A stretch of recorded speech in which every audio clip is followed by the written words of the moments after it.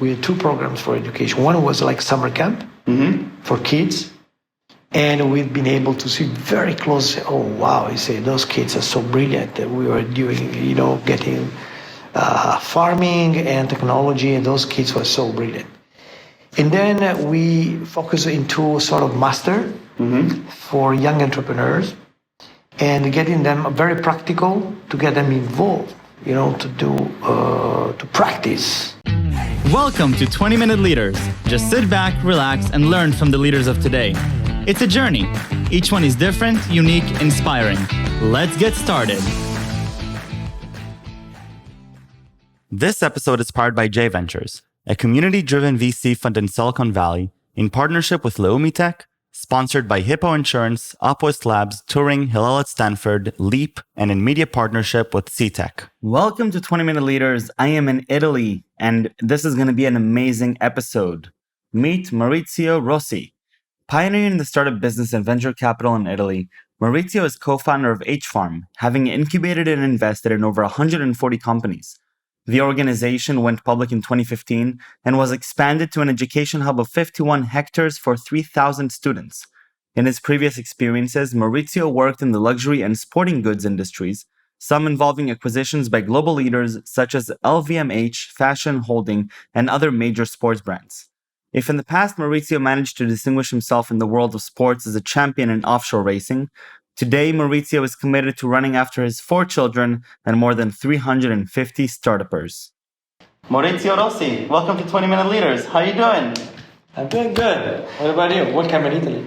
Welcome to Italy. I am in the art and luxury offices, and you were so kind to invite me, and we're going to be talking with the supreme director here, and we're going to have a lot of fun in these 20 minutes because I'm 100% positive. Okay.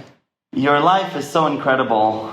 Going over your journey, I had to take a few deep breaths because you did so much, and you understand so much about the ecosystem here, working in a lot of different industries, but most notably and recently H-Farm, 51 hectares of land that are supporting entrepreneurship, innovation, investments, education.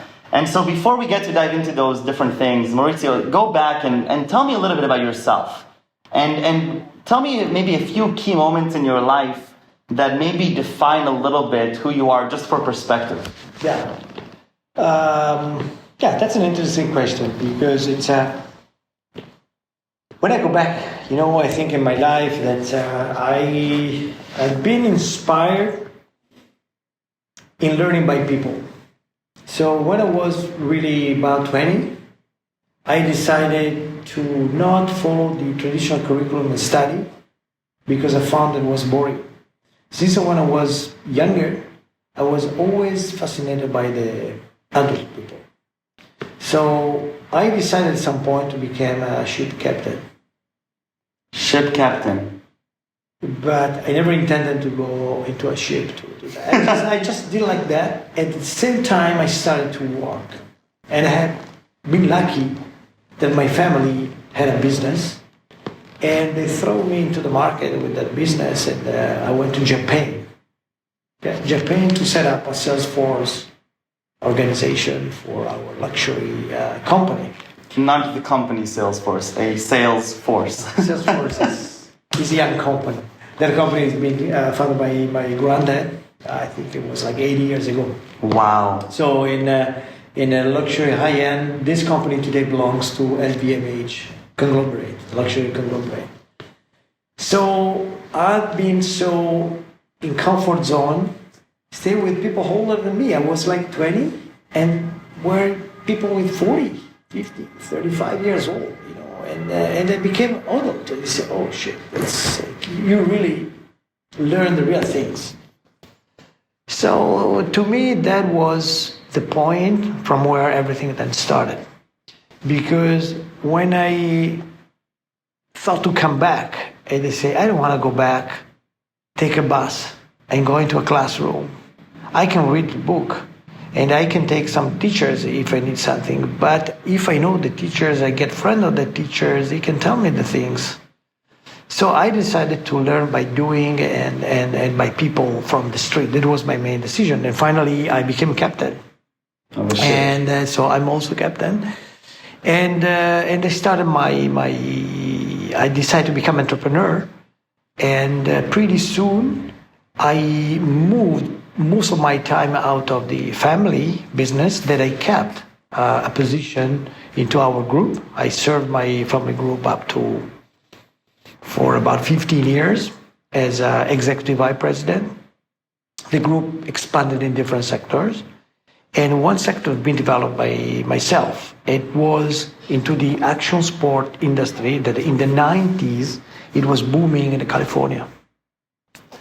There was a bunch of brands, most popular brands, I can remind, Fear, or some of those brands, has been distributed outside the US through my organization. Mainly in Europe, but not just in Europe also. And Europe at that age was pre-internet, was not EU, it was really complex. So for 15 years, up to early 2000, 2002, 2003, that was my life. It was in between the action sport and the luxury industry. And I learned two very important things. Were you passionate about those two things? I'm always passionate in things I'm doing. So it's about the doing. I learned two very relevant things on that. From luxury, I did learn the value of intangibles. Mm-hmm. Any luxury item, it has a quality, and the quality, it's even higher value for the intangible and the influence in the mindset. And that was a very important learning, because this chair, compared with this other one, might value 3 times. And part of the value is because this is able to inspire your imagination. And that's a luxury. The action sport, already in the 90s, I learned the value of communities and culture. Because that was like the surf, the skate, the street culture. It was a culture gathering, a community of youth. So at some point, in 2005, with a friend of mine, Riccardo Donadon, we decided to get launching this H Farm, create a context where the people could live based on some philosophy, inspired by some intangibles, build a community to do something in a place. So the meaning of H Farm is very simple. The brand represents the driving force and the philosophy of everything, because H stands for human, so human-centric project. And you get the technology designed around the human. I'm very firmly convinced about that. And the farm was basically the farmhouse of the first generation of the 21st century entrepreneurs.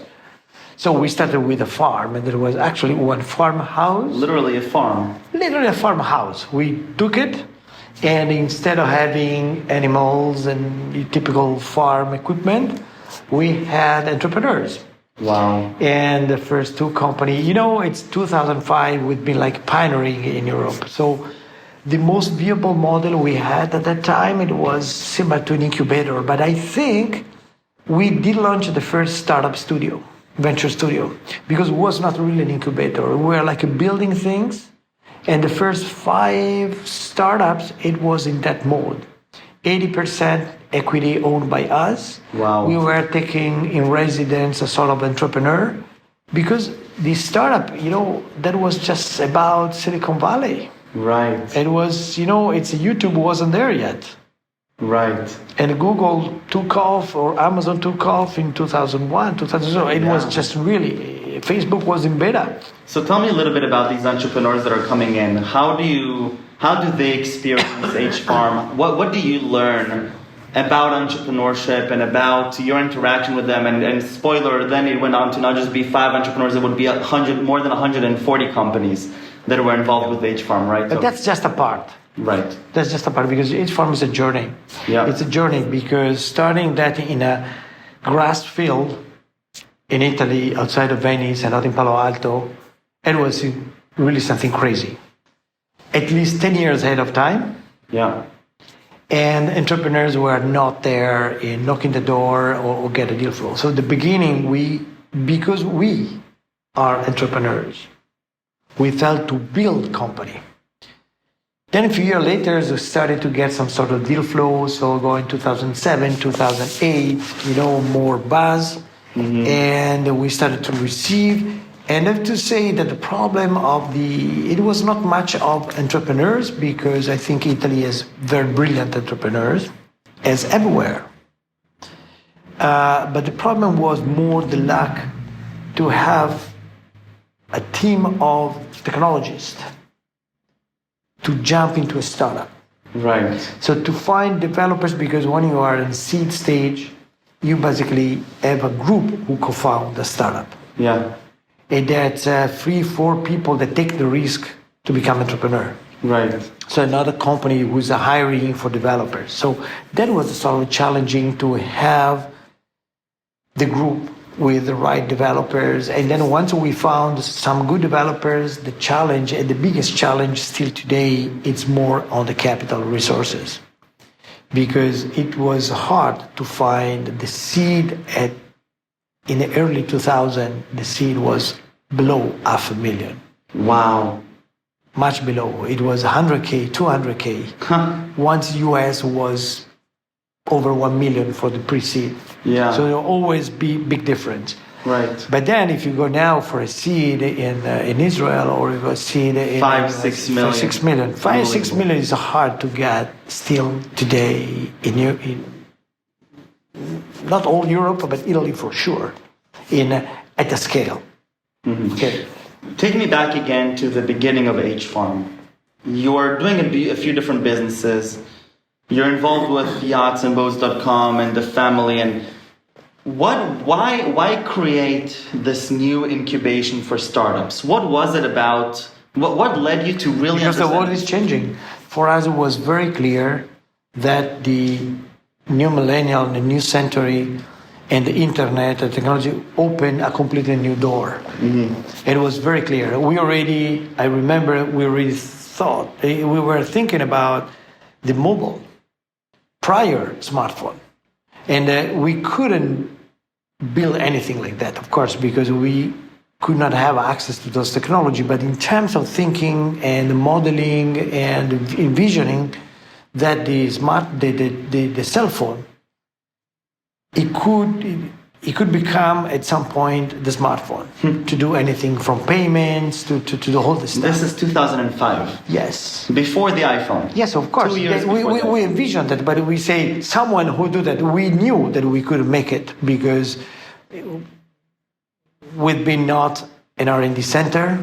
Yeah. And not, maybe some entrepreneurs could come and knock the door and say, I want to build a smartphone. But you know the sort of smartphone, the original is out of Israel, and then it has been developed in the US. You know, there are hubs that you can do certain things on others. So part of our evolution came out from this experience. And so walk me through a little bit the journey of H Farm. You're in the seed, you're in the incubation phase. You have 5 startups. And at that point, how big is H Farm in terms of even land? Just for context. The KPIs of H Farms is like you have now is those 3,000 plus students coming, 25,000 visitors coming, those 140 startup. It was one period before jumping to the IPO because we had few pivots. So from the, let's say, incubator, we decided to move then into a venture accelerator. So to have a direct investment arm, right. At the same time have the chance to create a cohort and batch of entrepreneurs. Right. But still the problem, it was to get the funding, catch up with the funding and with the follow-on funding. So what we did in 2011, we started to invite all accelerators in the world. And we created the GAM, the Global Accelerator Meetings, that became later into the Global Accelerator Network, GAN, that it exists. It's gathering something about over 100 accelerators today. Wow. And we are co-founders of that. But still in 2011, we said we need to position ourselves to become unique for something. We are in Italy. And what is the ecosystem in Europe? And the ecosystem in Europe is more probably about the transformation than become the, let's say, disruptor. Mm-hmm. Because out of our 140 startup, we've been lucky and proud to also start a unicorn. because recently there was a startup called Depop that has been acquired by Etsy for 1.6 billion. Yeah. And that company has been conceived and has been developed for 12 months in H-Farm. And then we understood that that company was the right one, and we've been able to approach venture capital from London, and they took it to London, and the company started a completely new second stage and third stage, and the company became successful. And that reinforced us the conviction to create and pivot in somehow and reverse engineer the knowledge to deal with entrepreneurs, to redesign the open innovation process for corporations.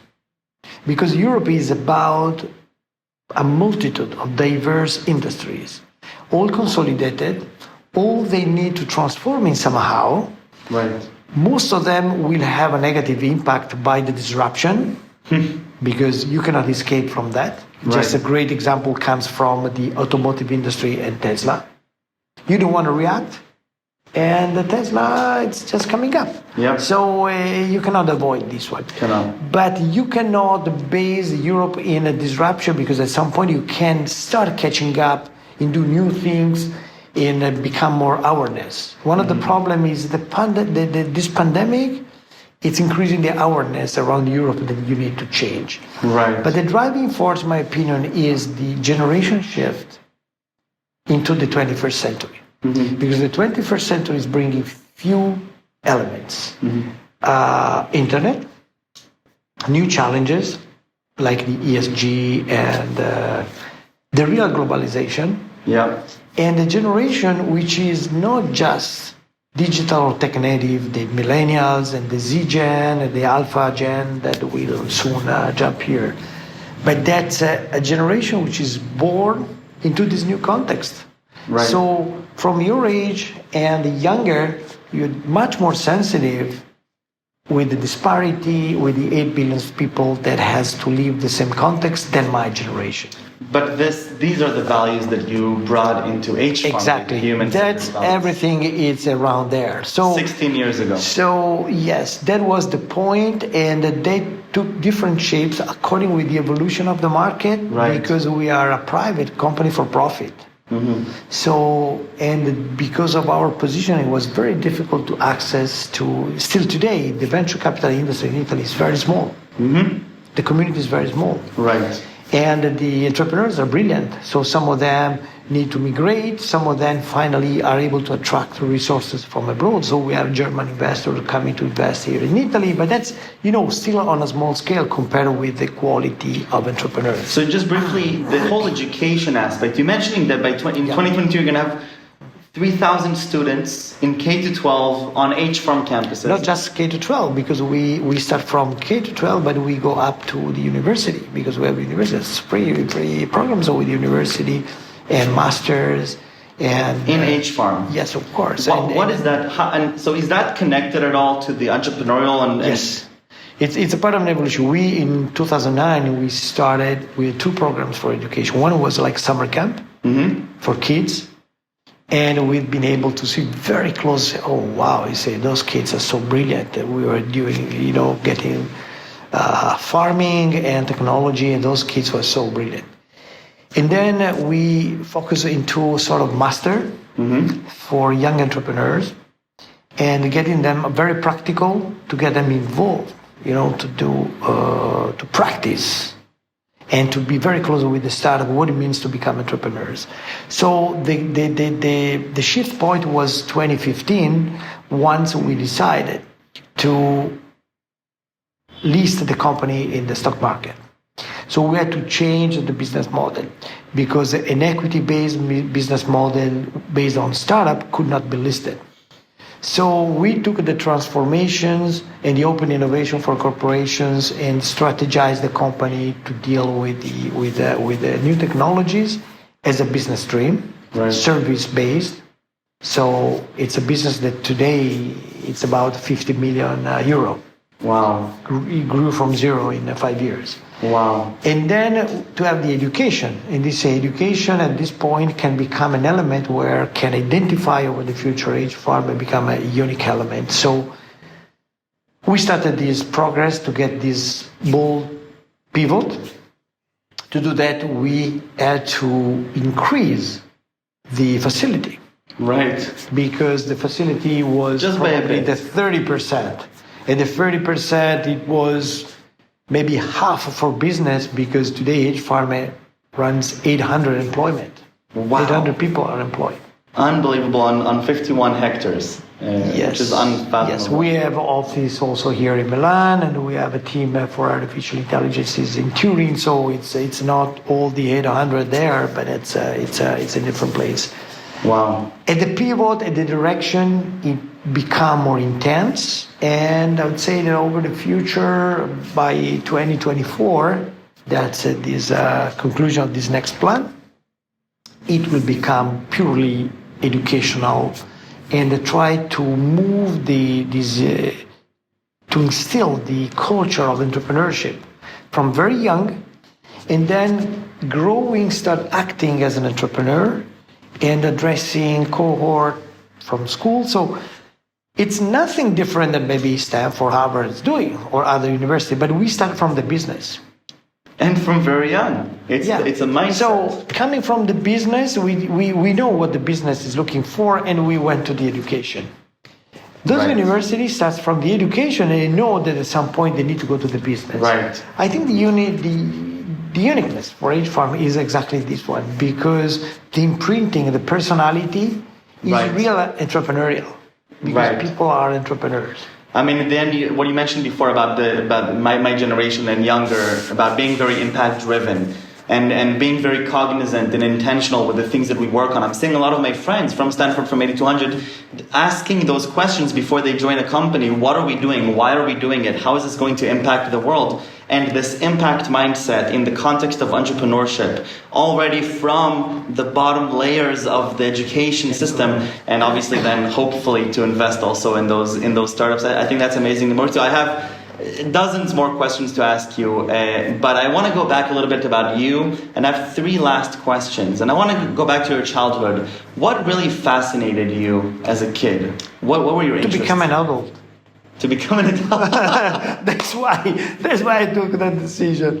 That's if they had to think it was to say, because I could do things that I couldn't do because of a baby. Because I have all the restrictions. You say, how hell can I do that? That's I cannot.